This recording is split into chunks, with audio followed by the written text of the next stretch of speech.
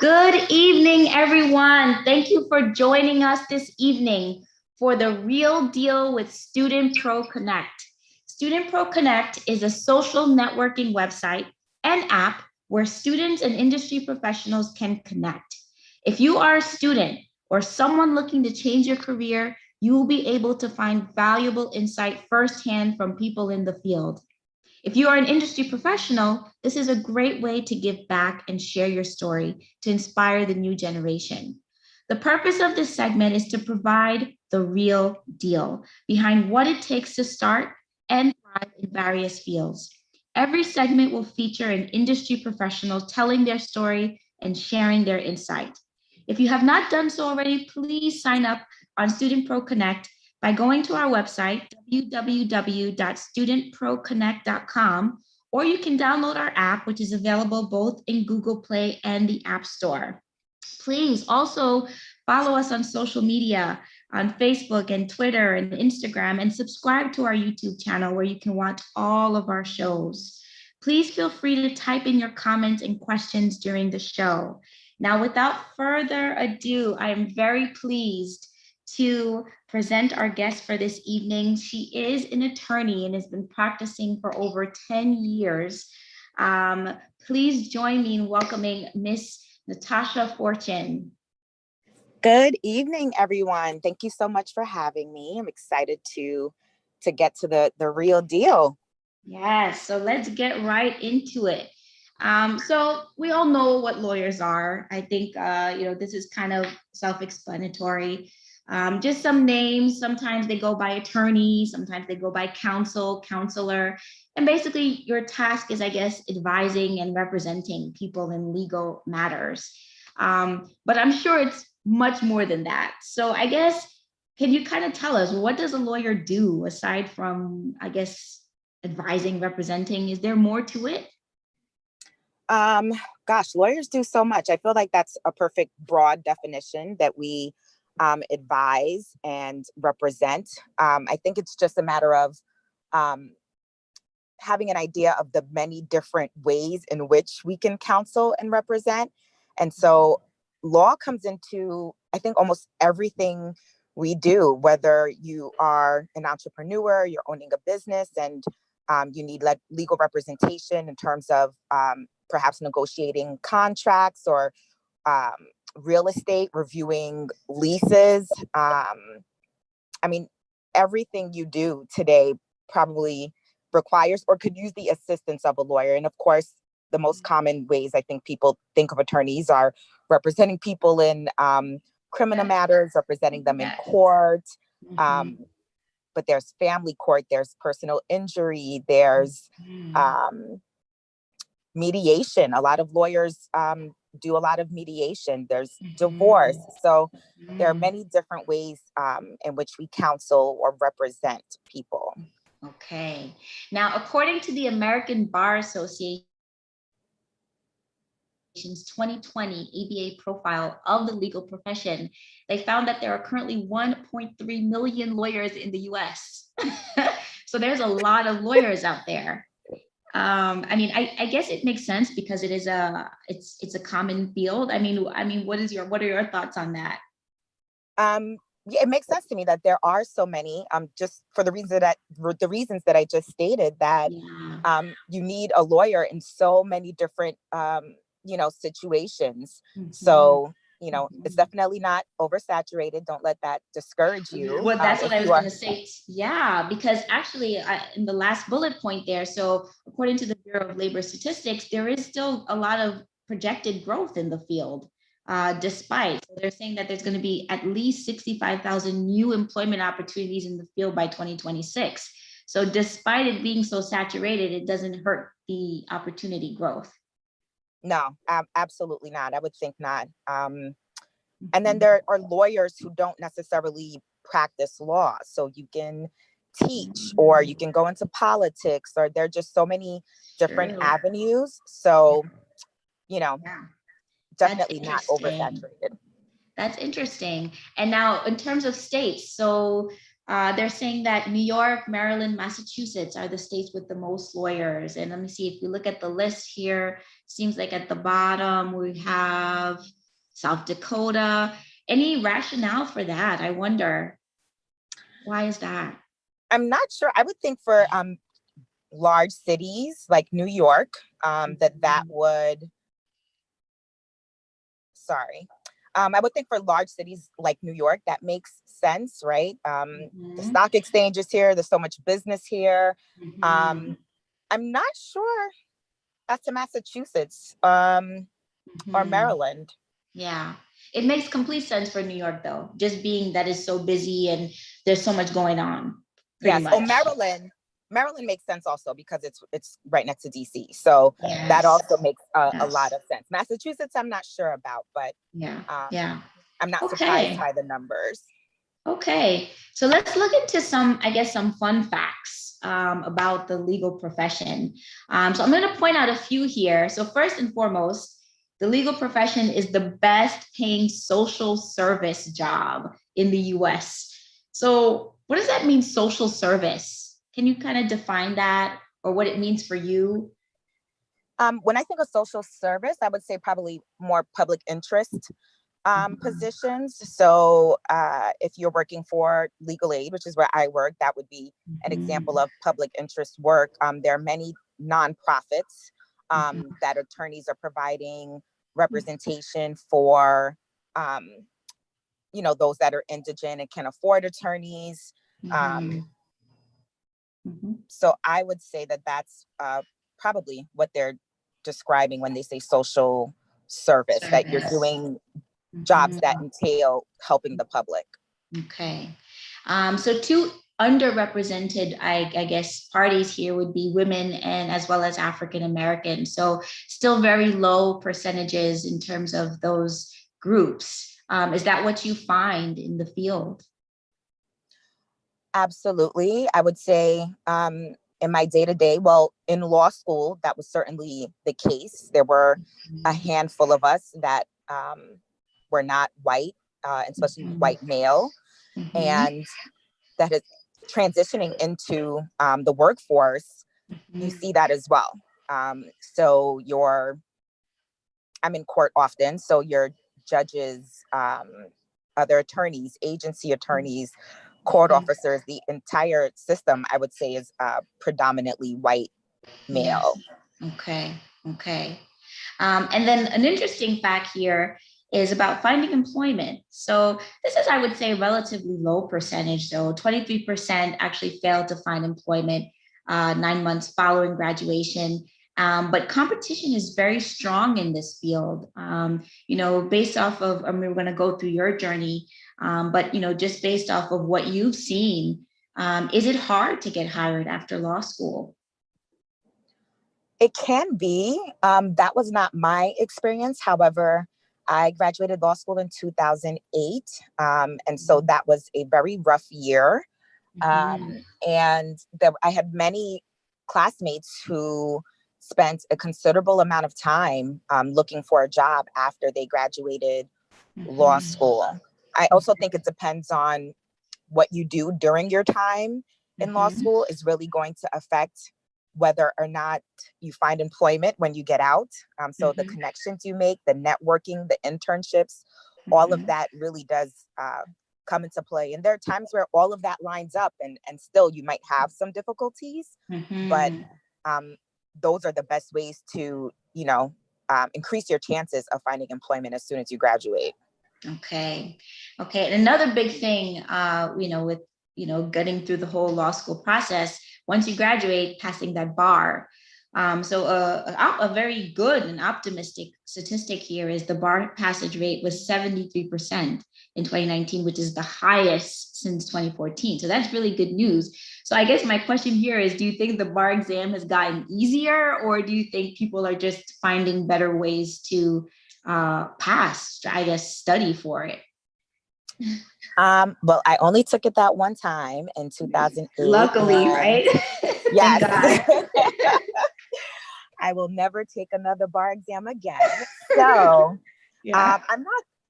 I'm not sure. I mean, I think maybe there are more resources Yeah. Yeah. out there for people, I would say, as opposed, I mean, there were resources obviously in 2008, but even more so now, I would say Of that, course. Of there's just so much course. more access to information and help. Yes. Um, Yes. Yes. That's so true. That's so true. And then nearly half of law professionals around the world have their own private practice. So is that something that you see often in your with your counterparts and your colleagues? Do they have their own private practices? yeah, absolutely. There are people who have their own practice and that's all they do. And then there are others who might work somewhere, might work for a firm, but also practice law outside of that on their own. Mhm. Mhm. Um, and so yeah, it's very common to to have your own practice, and it also allows you to explore other areas of law. Perhaps if you're working specifically someplace that does one area of law, then perhaps you're doing other things outside of that Mhm. that you might have interest in, or just to make extra income, pay those loans. Exactly. Yeah, loans. Oof. That's one, and we're going to talk about that later on with the misconceptions. But yeah, this, whenever you hear someone go to law school, you automatically think of the loans. That and medical school, they go hand in hand. Yes. Yes, yes. So right into the topic of salary, which makes sense, right? You got to pay off those loans, right? So private sector seems to make more than public sector. And so I guess in this case, can you kind of just define what's the differentiation here? Private sector, public sector, what does that mean? Public sector is going to be like myself, that I work at the Legal Aid Society. You're working for the city, you're working for nonprofits, things of that nature. And private sector, you are working in a law firm or you're working for a company. And I mean, this is absolutely correct that generally private sector attorneys do make more than public sector attorneys. Okay, okay. And then lawyers in private practice earn less money than lawyers in large firms. So you kind of talked a little bit about that. And we also talked about the states as well. But I do want to draw attention, I guess, there's, like you mentioned in the very beginning, there's so many different branches of law that you can go into. So I guess my question here would be, why do you think there's such a drastic range in salary among the different specializations? I mean, I think it's like that in most fields, right? That the things that are geared more towards the public sector or helping people, like such as teachers, Mhm. they get paid less, Mhm. or don't necessarily get paid, in my opinion, what they should be getting paid. Mhm. And so I think it's just, I don't know, the nature of the workforce, the world we live in, that Mhm. when you are doing things in the public sector, that you make less. Yeah, yeah, yeah. And we look at the corporate lawyers, they're making this, I guess they make the most in the field. They make the most. There are these, large companies, businesses that are employing them. A Yeah. lot of public sector, right? We're getting funding from the city or the state, and so it makes a big difference. Mm-hmm. Okay. All right. So becoming a lawyer, please walk us through the path. What does it take? So for basic education, you would have to go to college and Mm-hmm. get your 4-year degree. Mm-hmm. Um, After getting the degree, yes, then you are taking the LSAT, the law school admission test, Mm-hmm. um, which is a standardized test. I know it's changed a lot since I took it, but I'm sure no easier. Mm-hmm. Mm-hmm. um, and then based on your LSAT scores, as well as your GPA from undergrad and perhaps work experience or extracurricular activities in school, you put that all together and apply to law schools. Mm-hmm. Law school is 3 years full time. Many of them do have um, evening evening programs for students who, some students are working or have families or just find it easier to do it in the evenings. I have learned of programs where you do it on the weekends as well now. That there's Wow. some law schools that offer that. Um, so yeah, law school is 3 years, Mhm. and then hopefully you're getting hired, Mhm. Mhm. and you're taking the bar exam, and you Okay. find out some months later whether or not you've passed the exam, but hopefully you're already employed. So I guess my question here would be, so you actually can get hired before passing the bar, and that's not, it's not contingent off of you getting hired. Well, that was my situation. I got hired before passing the bar exam, but it was understood that I had to pass the bar exam. And Mhm. at my particular employer, we were able to have an additional chance. So you got 2 chances to pass the bar exam before they could let you go. They didn't necessarily do it. They Mhm. might work something out. Perhaps you can work as a paralegal or something, Okay. while you continue to study, or they might let you go. But in terms of our contract, you had 2 Mhm. opportunities to pass the bar exam. So and there are Okay. many jobs that will hire you right after law school. Okay, that was going to be my question. I was going to say, now, does it make you more competitive to start working right away? Or would you say that someone could just say, you know what, after law school, let me study and take my bar? Does that make them more competitive, to have passed the bar before going into the job market?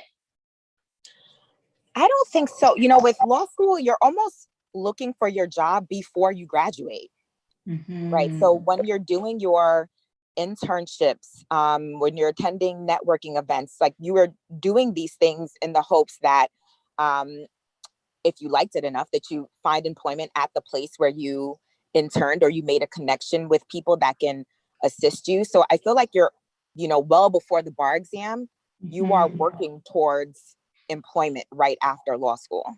Got it. Got it. So that's the mindset. The mindset is not so much the bar, even though very important, but the mindset is being hired first. Right. Got it. Got it. Okay. So let's talk about Natasha's story. So your journey. So you basically went to school, you did your Bachelor of Science degree in computer science with a minor in business administration. And then you ended up going to law school. So explain that to us. How you started in computer science and ended up in law school. Big Two very switch. different fields. Yes. And I just say, I would like to say that I think that's one of the beauty of law school, is that you can go to undergrad for anything Yes, that's and then true. apply to law school. Good Um, point. Mm-hmm. but for me, I went into college. I wasn't sure what I wanted to do. And I was kind of like, oh, I like computers. Computers are cool. And, sometimes it's hard to figure out at 17, 18 exactly what you want to do for the rest of your life. Some people have it figured out early, and that's amazing if you do. And others don't. So I, figured I would just try computer science, with the minor in business. And I did well. I graduated with honors, but around the beginning of my senior year, I realized that this was not what I wanted to do, once I graduated. And it just so happens that I was taking a business law course, and it was being taught by a lawyer. Mm-hmm. And I took business law 1 and 2, so that first and second semester. And by the second semester, I really enjoyed the course. I connected with that particular professor, and I decided that that following year, I would take that next year, graduate, take the next year to study for the LSAT and go to law Wow. school. Wow. That's amazing. And I think you kind of nailed it. And that's the whole purpose of, the Student Pro Connect. I mean, you graduated, you're getting near towards graduation, and you're realizing this is not what I want to do. Right. Right. And Exactly. having had that experience with the lawyer and being exposed to that, you realize that, hey, this is really interesting for me. So I think that's an awesome story. So you took 1 year after graduating. Yes, I worked full time, and in the Mhm. meantime, I studied for the LSAT, and I took a course, a prep Mhm. course to help. Mhm. Mhm. Um, and I took the test, and I applied. But I mean, in addition to that, why I think what you're doing is so important is because I wish I had had, somebody else. I mean, that particular professor was great, and she inspired me to go to law school. However, it would have been nice to have somebody else to, connect with and really, just feel comfortable asking all of the questions and, Yes. you know, getting the real deal. That would have been Yes, really helpful. exactly. That's awesome. And your journey, I guess, once you took the LSAT, you took it and you were able to enter law school right away. Yes. Okay. So I didn't do as well as I would have liked the first time around on the LSAT, but I did not want to take that test again. And so I said, you know what? I feel like everything else lined up in terms of my application, my, GPA and the things I had done during school. So I Yes. said, I'm going to, take a chance and apply and see what happens. And you got in. And I That's got wonderful. in, That's no looking back. wonderful. Yes, exactly. All right, so let's talk about your industry experience now. So you were a staff attorney for 11 years, and now you're an assistant attorney in charge, which you've been in for about a year and a half. So explain to us, first of all, I guess, were you hired right away, right after college and after law school, I should say, and kind of what does this job entail? I did. I was fortunate enough to get hired right after. I think I was actually right after taking the bar exam. I was hired, and I began that fall in September of 2008. Yeah, I went through the interview process, 2 separate interviews, and started that fall. What was also helpful, just going back to the point that you're almost working towards employment while you're in school, is that I did a clinic while I was in school. That was my third year of law school. I did the child advocacy clinic at St. John's. And we took on the very cases that, I ended up doing when I first began at Legal Aid. And so I was in Queens Family Court, handling those similar types of cases, was able to make some connections. And my clinic professor also assisted me in applying and helping me to make that connection and going over my, resume and cover letter and really bringing out the experience that I had in the clinic, why it would make sense for them to, hire me, or why I'd be an asset to them at that point. Okay. And so I guess as a staff attorney, what was your, I guess, the main function here? What is a staff attorney? What does that mean? So at the Legal Aid Society, I'm in the juvenile rights practice. And so we represent children that are either abused and neglected, or children that are accused of committing acts that would be a crime if they were adults. And so a staff attorney is, the day-to-day for me in particular was, going to court, getting assigned new cases, meeting my clients, finding out what their position might be. So for example, if perhaps they were asking for them to be removed from the home, then I would be finding out what their position is and what their version, what they feel is happening in their home, and do they feel safe at home? And then my job would be to really be a voice for them and relay that information to the court, and represent them through that entire process. So, and the caseloads are substantial. And so the day-to-day is really going to court, making phone calls, meeting clients, speaking to service providers. I would say that was the day-to-day when I began. Okay. And now as assistant attorney in charge, how has it changed? My caseload is less. And I would say prior to becoming assistant attorney in charge, I also took on different responsibilities or additional responsibilities. So I began to mentor interns from law schools or different clinics.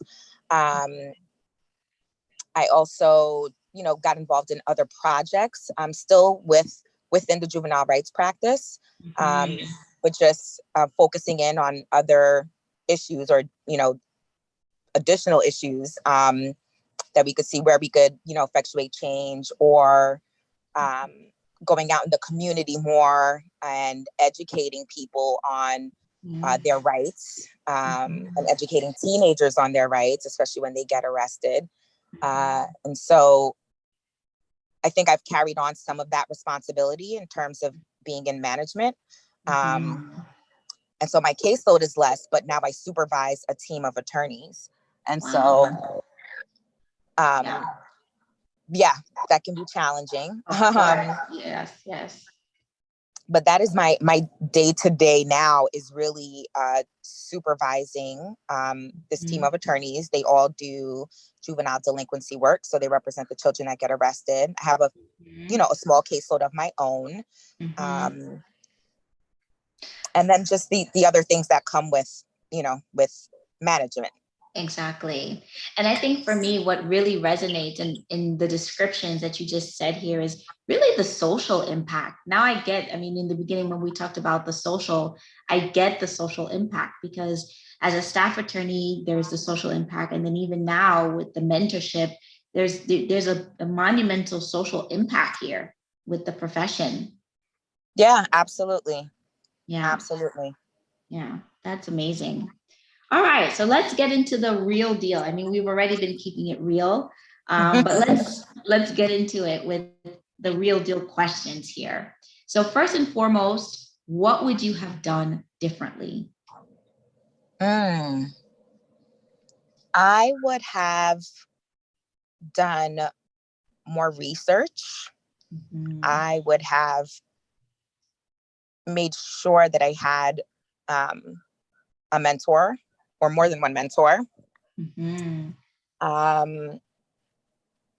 I think those are the biggest things. Something I learned much later on, was, in addition to a mentor, was having sponsors, or people that can create opportunities for you. And so I definitely didn't know the difference between the two, nor did I have either of them. Or I should say, there were some people who functioned as sponsors, but I didn't really realize it at the time. Wow. That's a really great point. I like that distinction between a sponsor and a mentor. So a sponsor how would you define a sponsor? I would really define a sponsor as someone who is able to get you into spaces that you're not able to get into yourself. And so you might have a mentor who's able to guide you and provide advice, but they may not be able to provide you with the opportunities that a sponsor might be able to provide you with. That's a great and so point. For me, an example is my clinic professor. She wasn't really, I wouldn't have called her a mentor, but she helped create an opportunity for me at Legal Aid. And so I would consider her a sponsor. Got it. All right, that leads into our next question, but I think you kind of here, it's twofold. So were mentors helpful along the way? Not just mentors, but sponsors as well. Now, do you think you need both? Absolutely. You absolutely need both. Another thing that I learned much later on is someone told me that you should have like your board. And so your board are the people that you go to when you have these major life decisions that you need to make. And so your board might consist of your mentor. It might consist of your sponsor, perhaps a family member, a friend, or partner who knows more about your personal life and can take those things into consideration when they're advising you. And so now, before I make major decisions, I will talk to those people in my life, which for me, I have my mom, my sister, my fiance. I have some colleagues who work in my office or work in my field. And then I have people who who don't who are attorneys but don't work in my field. And so I'll talk to those people before doing anything major, or if I'm just considering something, just to get their thoughts. Sometimes it's taken a family member, a colleague might say, "Oh, I think this is a great opportunity. You should do this." And then a family member who knows more about my personal life might say, "Tasha, you need to have a seat. You're doing too much. You need to sit down." Exactly. Yeah. And so I think everyone should have a board. Yeah, it's almost like having this internal network, and everybody kind of serves a different function, and you put it all together almost. That's absolutely it. Yes. Yep. All right. Some of the biggest misconceptions. So I think you mentioned one earlier. We think lawyers are all about defending criminals, and that's, we think of Law and Order, the series, right?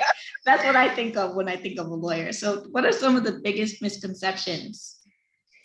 I think one of the biggest misconceptions is that that all lawyers or most lawyers are in the courtroom, that they're doing trials, or they're litigators.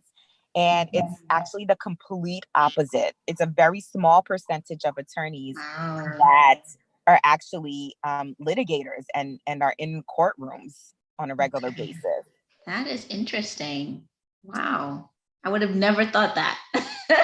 So most of it is behind the scenes. Yes, or that not necessarily behind the scenes, but that you're not going to court. You're doing, your work just doesn't consist of litigating and having that sort of dynamic, which a lot of people don't care for, or they don't necessarily care for the public speaking. And so I would hope that, that aspect of it doesn't discourage people either, if they have that sort of law and order vision in their mind. Exactly. So you don't have to be front and center in the spotlight. It doesn't have to be that way. Got it. No, absolutely not. Okay. What is the most challenging? The most challenging, for me personally, in the role that I'm in right now. It could be in the role or even just the profession as a whole in general. What do you come across as the most challenging or the most draining, I guess, mentally or emotionally or anything? Well, in terms of where I work, a great challenge would be the emotional aspect of it.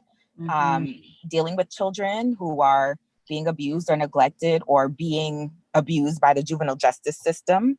So that can be pretty draining, and you have to make sure not to, or do your best not to take that home with you on a regular basis, because you will absolutely burn out. So I would say that's one aspect that's challenging. The other that I think is a bit more broad but still personal is relates to the statistics that you stated before, that there are so few Black women in the profession. And so dealing with the, racism or unconscious biases, dealing with that on a regular basis, whether that's in your office or in court or just or even in law school, for those people who are in law school, that is definitely challenging. Yeah, I think though you brought up two really great points. I mean, first, regarding the emotional side of it, I think, which might even go into the misconceptions too, because a lot of times you see lawyers and you kind of feel like, they have to know this client is guilty, like how do you deal with your conscience, defending someone that it's obvious, so that, I think that emotional, being able to keep, I guess, or have a hold on the emotional side is tough. And like you said, having to bring that home with you. So I think that's huge. And then of course, the, being a minority in the field and what comes with that, the challenges that come with that, which I think, I mean, it shows with you in your experience, it's also a motivator as well. Yes, absolutely. It's definitely a motivator. And I think it's important for um, people to find their circle Yeah. Yeah. and their network. So I feel like I had that in law school. I was fortunate enough to have a group of people in law school that are, you know, great friends, some of my best friends till this Mhm. day, that Mhm. you could, speak to and vent to. And then professionally, sometimes joining certain organizations. So for me, that's been the Association of Black Women Attorneys. I'm very much involved in and have been on the board for a few years. And that has served as, a safe space Mhm. to really be able to vent those frustrations and sometimes come together and collaborate and think Yeah. about how to address those issues if that's what you want to do. Yeah, that's awesome. Okay, what is the biggest reward for you? The biggest reward, I would say, is making a difference for some of these Yeah. children. I know we can't reach all of them. We're not able to necessarily help all of them, but um, knowing that there are some that I'm able to reach or make a difference for is the most rewarding part of the job. It's what keeps you going, especially when you're hearing so many sad stories. Mhm. That's what keeps you going when you're Yeah. able to, Yeah. help your Yeah. client, whether that's in that moment, or Yeah. sometimes, you have a lifelong impact on people. Yes. And Yes. that's the best part. That's like you're truly making a difference in someone's life and forever. Yes. That's huge. Now you've been in the field for over 10 years. I know you mentioned LSATs have changed. What else has changed? I mean, even with the pandemic, has there been any changes in the industry? What changes have you seen? Well, the pandemic brought a lot of changes. I almost feel like, I at the time in the moment you didn't think about it, but it's like uh, so much more is so much more is it's more efficient now, I should say. Mhm. Not everything, but forcing everyone to learn how to operate remotely, Mhm. and do things virtually, Yeah. has been, I think, in certain respects, a huge benefit to us, and most of all to the clients, Mhm. because people don't think about, well, we've, dragged this parent out, maybe they have to miss a whole day of work, or Mhm. they're sitting around in a courtroom, in a courthouse all day when they're going to actually be in the courtroom for 5 minutes. Mhm. um, or reaching teenage clients, that has been a great improvement, Mhm. is having the technology and, Yes. things we didn't think about before, like, True. okay, let's just FaceTime and have this Yes. conversation because I can't get you to come to my office. Exactly. um, and so I think in that respect it's been helpful. Or even thinking about the cost of traveling, there's so much that comes into it for the population that I work with. um, Mhm. so a Metro card is nothing to you or I, but that can be a very big deal to someone else, Mhm. that they have Mhm. to spend that money to go back and forth to court. So um, I think it's been helpful in that way, certain changes. And then I would say that with all the social unrest that's happening, I feel like there has been a big push to ensure that there's diversity and inclusion in workplaces, Mhm. and in the industry. And I know as far as my employer, there's definitely been effort to address the concerns of minorities and people of color. Um, Mhm. uh, oh, they've changed hiring practices Mhm. um, to ensure that we have a diverse workforce, or a workforce that mirrors the community we work for. And Mhm. so um, I think that's been a huge change since I've started. Matter of Okay. fact, I was told, or I know that the year that I started in my particular office, there was only one woman of color. Wow. Wow. Attorney, I should say, one woman of color that was an attorney in that Mm-hmm. office prior to that particular class coming in. Mm-hmm. Um, and so, yeah, there has definitely been improvement. There's still much work to be done, Of course. Of but course. progress nonetheless. Yeah, I mean, positive changes, Yes, really positive changes. And I guess that leads into the next question, which is there room for growth in the field? absolutely. There's so much more to be done. I mean, growth for me personally or in the field itself. Yeah, I both. I would say both. In the field itself, there is so much work to be Mm-hmm. done. So Mm-hmm. there's absolutely room for growth and improvement in the juvenile justice system and in the child welfare system.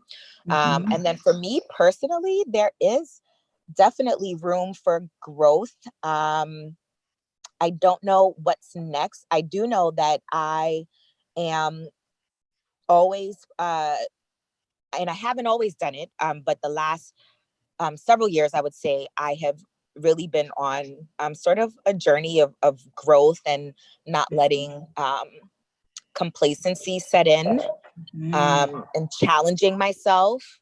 And Mm-hmm. so I'm not sure what's next, but growth is always part of Yeah. the equation, or it should There's be. yeah, there's always something out there to get better at. There's if you look for it, you'll find something more, pretty much. Absolutely. Yeah. All right, that is awesome. We have some great questions coming in. So let's see. We have a question here. It says, I'm not sure so many immigrants become a lawyer.